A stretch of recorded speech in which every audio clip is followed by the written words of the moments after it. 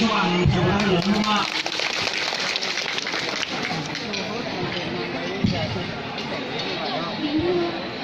Ban giám khảo cùng toàn thể các bạn, mình rất vui vì còn có cơ hội để đứng ở sân khấu này và được chung với các bạn của ngày hôm nay. Đến với cuộc thi của ngày hôm nay thì mình xin gửi đến các quý vị đại biểu cùng toàn thể các bạn là múa mang tên là Cờ Bông Kẻ Chua. Bài múa của mình cũng không có ý nghĩa quá sâu xa, mà nó chỉ là nhằm để nói lên những cái nét đẹp văn hóa riêng của dân tộc Mông, những cái điệu múa thể hiện được sự nhanh nhẹn của người con gái Hơ Mông. Và qua tiết mục này cũng như là những tiết mục múa tháng nay và tiếp theo nữa thì mình mong rằng có thể tạo một chút sự thu hút để các bạn tìm hiểu sâu hơn về những cái điệu múa này. Mình cũng rất thích, bởi vì khi tìm hiểu sâu về nó thì mình thấy nó có nhiều điểm rất là đặc sắc, và mình mong rằng các bạn sẽ tìm đến và có thể cải thiện hơn các chúng ta nữa. Thì sau đây mình cũng rất là thể hiện bằng năng khiếu của mình.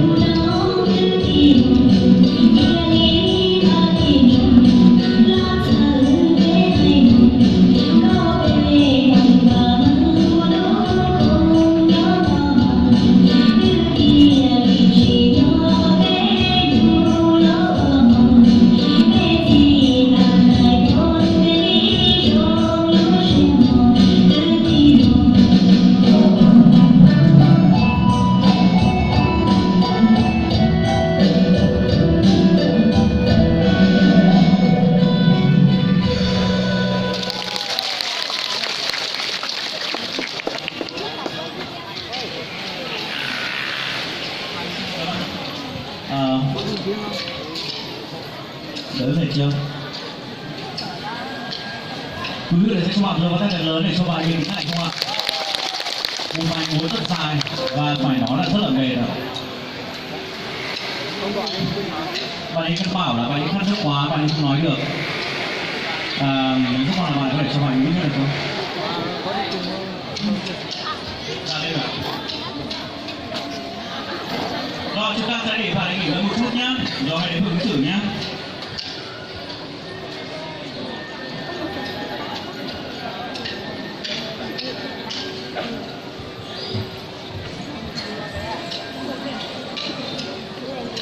Đúng bạn. Rồi đây là câu hỏi sẽ lúc và câu hỏi ứng xử của mình nhé.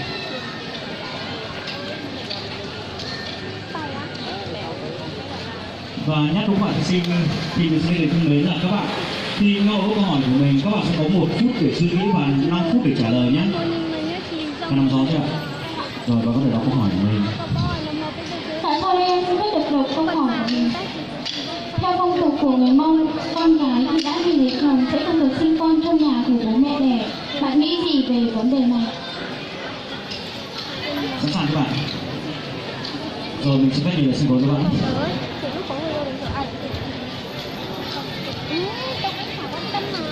Các bạn có thể cho mình cảm vỗ tay để cổ vũ tinh thần được không ạ?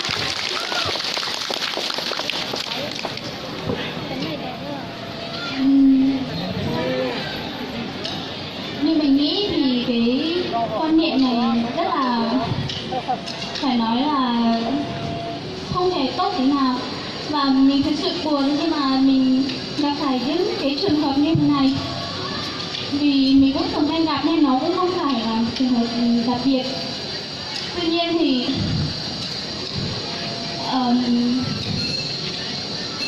mình nghĩ đây là một cái phong tục cần phải bác bỏ, bởi vì khi để con gái của mình đã đi lấy chồng mà để con mà lại để ở nhà riêng ở bên ngoài, một lần cái nhà riêng ở góc bên ngoài, thì mình cảm thấy thực sự là thương xót, cảm giác như mình là phận con gái thật là vô giá trị.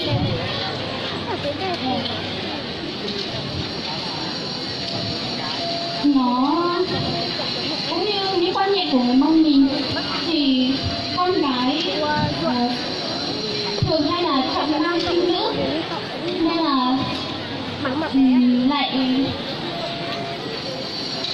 mình mong rằng cái phong tục này người Mông mình sẽ sớm từ bỏ nó, và chúng ta sẽ cùng nhau lên ý kiến để xóa bỏ cái phong tục này. Nó không có cái gì tốt đẹp hay góp phần trong cái nét đẹp văn hóa của dân tộc chúng ta. Em xin biết ạ.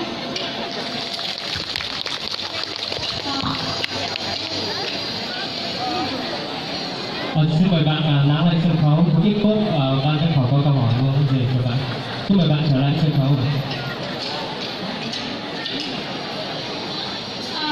Món này cũng chỉ rất là hai đến món nhở. Nhưng bây giờ đi thường là con chúa trong cái trái cầu kia, cái trái cầu thì cô ấy thường là con chúa bây giờ là một tháng luôn.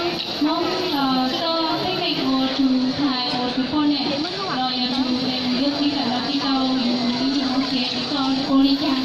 Giờ cô giờ đi thường là con chúa trong cái trái cầu. Giờ cũng là của mua tôm bao ngoài nên hoa thái thì giờ có mua đây là mua nó bị sao giờ cho cái giờ đi thử mong thì không sao từ đầu cái món lúc đây thì còn nhẹ thấy thì giờ đây là nhiều quả thâu.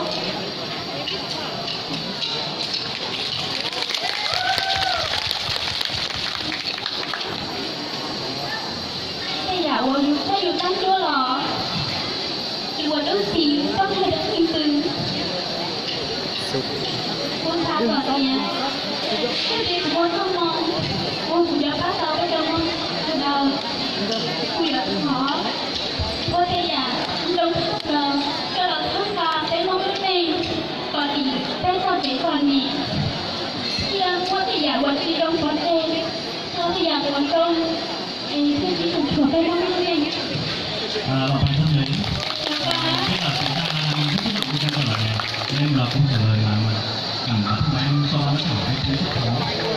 Và thế bây giờ mình sẽ chụp mà mình không biết để xử sự ra sao và bạn vì dũng cảm đã ra quan điểm của mình, tất cả mọi người rất cảm xúc. Mong rằng những câu trả lời này sẽ là một câu trả lời tuy là không biết đúng hay sai, nhưng mà đây là quan điểm của bạn này và mình mong rằng là tất cả chúng ta ở đây đều có quan điểm riêng của mình và sẽ không phải bàn tán và phân tích gì về câu hỏi này đúng không ạ? Vâng, xin cảm ơn rất nhiều.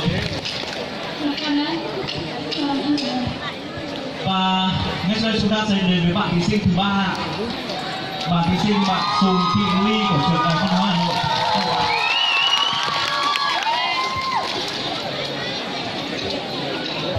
Đó, tao biết. Nếu trong đây sẽ là cả lưu cử đầu các đi trong nhau lưu sánh Hà Giang tua cả chiến đấu của trường cả giáo trong các trường Đại học Văn hóa Hà Nội. Vấn đề của họ có trò trò nên có vấn thi một lo nên tàu ba tổng trò trò với lưu kia trò với trường sẽ cả lo tàu cơ xin thả với chết thì nó mình chỉ quay ý đã chỉ đưa ba tàu này cũng chờ khó có rất là trong chia cho các yêu cầu. Xin chào tất cả mọi người, em tên là Sùng Thị Ly, đến từ Hà Giang, hiện là sinh viên năm 3 của trường Đại học Văn hóa Hà Nội. Trong không khí tưng bừng của Tết Đông Số Phố ngày hôm nay thì em cũng xin chúc mọi người có một năm mới an khang thịnh vượng. Sau đây đến với cuộc thi hôm nay thì em xin gửi đến tiết mục mang tên là Men Tình. Qua tiết mục thì em muốn gửi một vài lời nhắn nhủ đến tất cả các bạn. Nếu mà bạn trai bạn gái nào đã có mình đã có bạn trai và có bạn gái thì hãy luôn tận hưởng những giây phút khoảnh khắc hạnh phúc trong những ngày xuân hiện nay. Còn những bạn nào chưa có bạn trai bạn gái thì hãy mạnh dạn và làm quen và tìm hiểu bạn người của mình. Xin mọi người cùng thưởng thức tiết mục. 52. Hãy subscribe cho kênh Ghiền Mì Gõ để không bỏ lỡ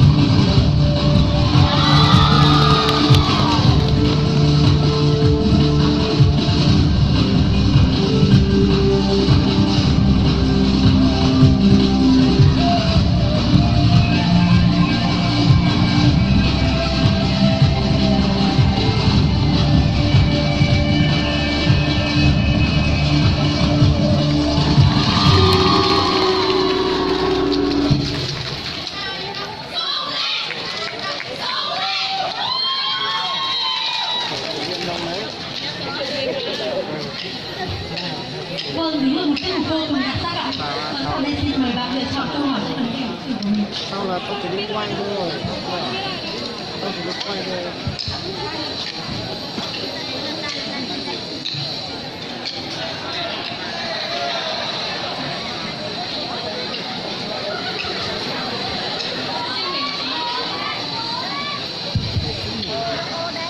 Em xin đọc câu hỏi của mình ạ.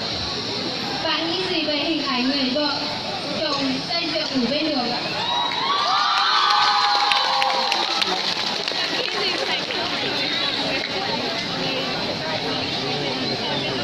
Về hình ảnh người vợ trông người chồng ngủ ở ngoài đường ấy thì là một hình ảnh nói chung là khá phổ biến ở người Mông. Tuy nhiên hiện nay thì vẫn còn số ít nhưng mà không cuối cùng như phổ biến như là ở Hà Giang là thấy bản thân em cũng từng thấy những hình ảnh đó. Thì em nghĩ theo quan điểm của em thì em nghĩ đây là một hình ảnh rất là đẹp. Em thấy hình ảnh mà người chồng say rượu mà ngủ bên đường ấy thì người vợ nâng niu và chịu khó chờ người chồng tỉnh rượu xong mới dìu chồng về nhà thì đó cũng thể hiện cho người phụ nữ trung thủy chịu khó cần cù. Nên là bản thân em cũng muốn sau này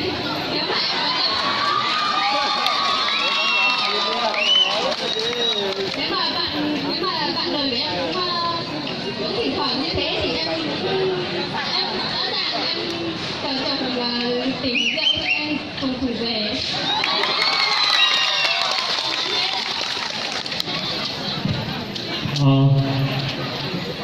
Xin cảm ơn tiết mục của em, một tiết mục rất là đặc sắc. Và trước khi anh có câu hỏi cho em thì anh có vài lời khen dành cho em và người bạn diễn cùng em. Tụi em có cái sự kết hợp hài hòa giữa cái điệu múa truyền thống của người Mông và một chút pha, một chút điệu ballet trong đó vậy mà.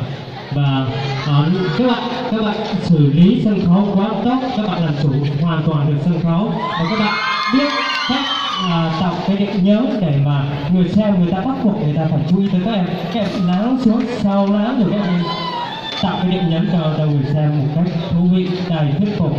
Thì anh có những lời khen như vậy và anh cũng không quên dành cho em một cái câu hỏi. Hồi nãy anh thấy là tụi em có múa trên đó thì em có, tức là em có đến cái mông coi bên trái bên tay phải thì em có biết nguồn gốc của cái hình ảnh đó là từ đâu, tức là cái điệu múa đó người ta lấy cái hình ảnh từ đâu không? Theo như từ nhỏ được sinh ra ở vùng miền Mông thì em có hình ảnh là đi chợ phiên ạ. Cho đến khi em vào trường đại học em được học môn múa thì thầy có dạy qua động tác xúng xính của người Mông thì em nghĩ là đó là động tác mà xúng xính, tức là mình đi chợ là động tác đi của người phụ nữ, nó thể hiện là tính uyển chuyển nhé. Cảm ơn em có một cái fan hâm mộ hồng hậu đứng ở phía sau và các bạn ấy đang rất là phấn khởi với câu trả lời của em và anh cũng anh khi mà anh đọc một số tài liệu nghiên cứu về người Mông á thì anh cũng xin chia sẻ bổ sung cái câu trả lời của em. Thì tức là người Mông mình ở trên núi đó họ thì khi mà người ta lên núi thì có cái bậc thang đó khi mà xuống núi thì một chân xuống trước một chân xuống sau thì cái bước thấp bước cao thì cái điệu múa đó nó lấy từ cái hình ảnh là xuống núi của người phụ nữ Mông. Cảm ơn em, chúc mừng em.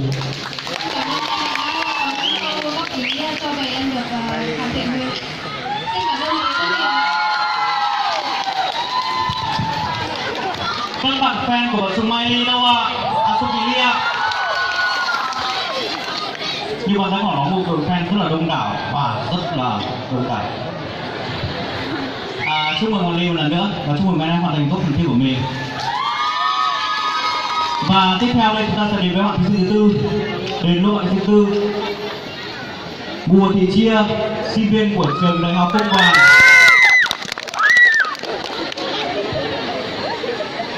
Rồi bạn có thể giới thiệu ban giám khảo của khán giả nhé. Mình sẽ để cho bạn.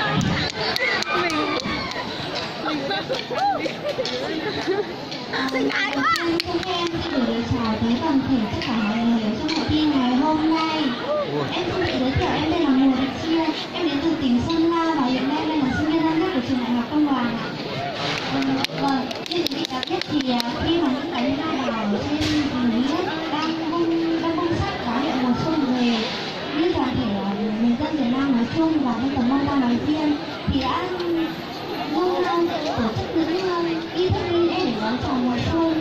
Thì nếu như đồng bào Thái có điệu múa, có điệu xòe, dân tộc Mường có điệu cồng chiêng, thì dân tộc Mông Ta lại có những điệu múa thì hiện là cái bản thân riêng của mình. Đến hội thi ngày hôm nay thì em xin gửi tới toàn thể mọi người điệu múa của những cô gái Mông Mông trên miền cao có mùa xuân về. Thôi em xin bắt đầu ạ.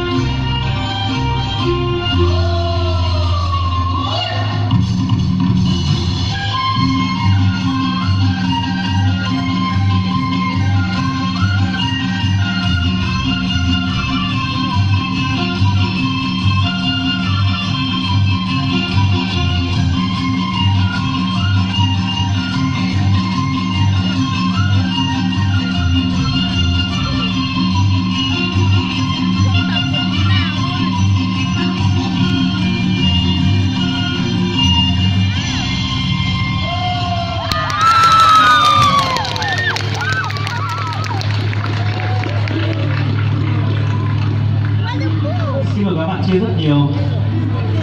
Không biết là bạn có như bạn đi là có khát nước không ạ? Bạn có cần nghỉ ngơi không ạ?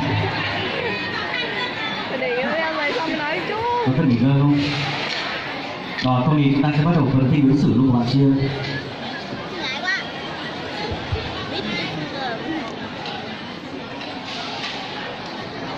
Khoa học xã hội và nhân văn.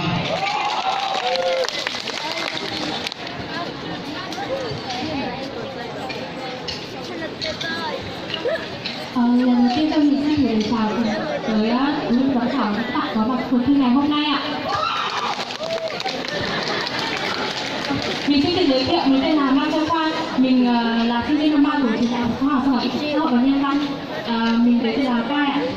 Và đến trong chuyên mục của Tết Mong Xuống Phố ngày hôm nay thì mình xin gửi tới quý ban giám khảo và các bạn tiết mục dân sắc vùng cao, và qua tiết mục này mình muốn nhắn nhủ tới các bạn rằng chúng ta hãy cùng gìn giữ và phát huy bản sắc văn hóa dân tộc trên cơ sở cái trường cái là có để tạo nên cái nét riêng của dân tộc mình, hòa với hòa ta.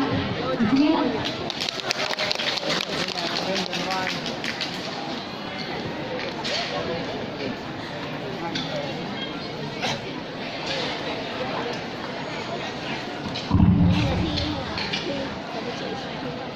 Phải chỉ một phút nhưng mà khuôn mặt phải không ăn.